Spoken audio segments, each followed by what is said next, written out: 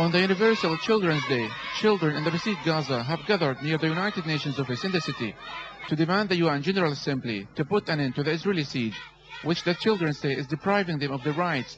Israel imposed a siege on Gaza Strip in June 2007 after Hamas movement that won the democratically held elections of 2006 took over control of the Strip. Israel has tightened its closure against Gaza in the past 2 weeks for what it says as reaction to the rocket firing from the coastal area. The idea of a Universal Children's Day was adopted by the United Nations General Assembly in 1954. We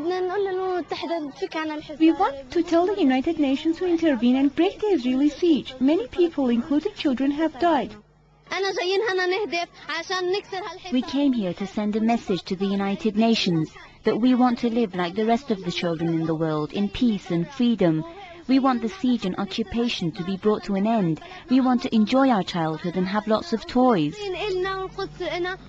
Children make up 80 patients out of 258 ones who have died so far due to the ongoing siege and travel restrictions. Some of the banners that children have carried here read, "Gaza children are without electricity and water. Save our innocent childhood. And we have the right to live in peace and security." Based on statistics released by human rights groups, more than 1,000 children have been killed since the outbreak of Al-Aqsa Intifada in the year 2000. Moreover, 300 children are being held in Israeli jails. The children are the most disadvantaged group in the Palestinian society. The Palestinian society, the bulk of the people are children who are under the age of 16.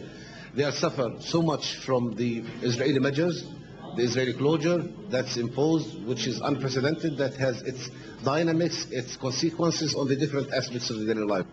According to health officials, about 50% of Gaza's population are children below the age of 18, most of whom are suffering from psychological disorders and devoid of any bright future due to the prolonged and ongoing Israeli occupation and siege.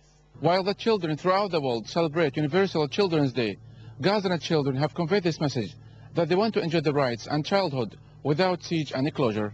Yusuf Al-Halo, Press TV, Gaza.